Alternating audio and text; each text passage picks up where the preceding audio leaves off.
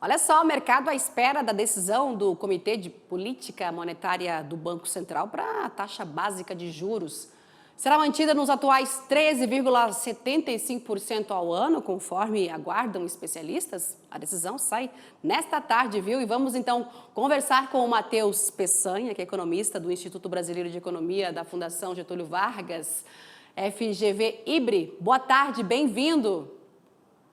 Boa tarde, Simone. Prazer é todo meu. Prazer é nosso aqui em tê-lo mais uma vez para essa conversa. Ô, Matheus, como você avalia então esta reunião do Copom depois da última que foi realizada em outubro, quando a expectativa era de que a taxa Selic deveria então ser mantida para segurar a inflação? Essa reunião agora é a última, não é? A reunião do Copom aí deste ano 2022. E o Copom deve manter então os 13,75% ao ano, porque é também a primeira reunião pós-eleições, não é mesmo? Exatamente, Simone. O Copom está muito reticente já nos últimos 3 ou 4 relatórios, né? Mostra que ele está muito ligado, né, em todo o balanço de risco, não só nacional como o global, né? E é isso que deve permanecer em voga agora nesse relatório que vai sair hoje, né? A gente deve manter, sim, os juros nesse patamar, né, de 13,75%. O entendimento, né, de que a gente começou a tratar bem, o Banco Central agiu rápido, né, de tirar a taxa de juros nesse levante histórico da taxa, né, saiu de 2 para 13,75 em muito pouco tempo. O Banco Central ele começou a agir rápido, essa foi a análise, né, do mercado. Ele deve manter isso, especialmente porque o risco, principalmente lá fora, ainda está muito grande, né? Esse risco de recessão global, um risco de estagflação global, né? E que isso pode ter seus impactos no Brasil. Então, o Banco Central deve se mostrar bem ainda reticente com esses riscos. Né, Matheus? Como você está comentando aí, pode vir então um recado em relação ao risco fiscal, né? Já que você falou que o Copom, a reunião, né? Eles observam não só o nosso cenário aqui doméstico, mas também o de fora. Temos aí também em relação à PEC do estouro. Como é que virá então o recado? Vai ser esse recado que eles vão manter a taxa de juros estável, né, mas que eles ainda estão muito atentos a esse balanço de riscos total, doméstico e internacional. Né?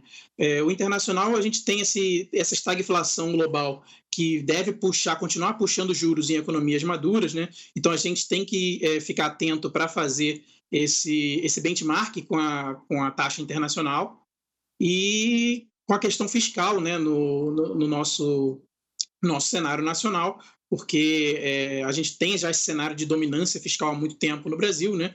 E enquanto o fiscal não tá pouco preocupado, né, em ajudar a combater a inflação, aí isso fica tudo às custas da política monetária. Eles devem salientar isso no relatório, né, mais uma vez.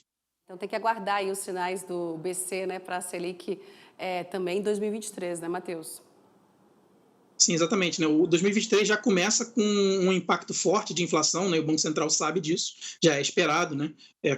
Aquelas benesses tributárias que baixaram a inflação durante 3 meses aqui vai ser revogada em 1º de janeiro. Né? Isso deve ter um impacto importante em monitorados, principalmente, né? Gasolina, tanto que mesmo com a Petrobras reduzindo na refinaria ontem, né? Isso não vai durar nenhum mês, porque a gente vai voltar com o imposto, com o ICMS, né?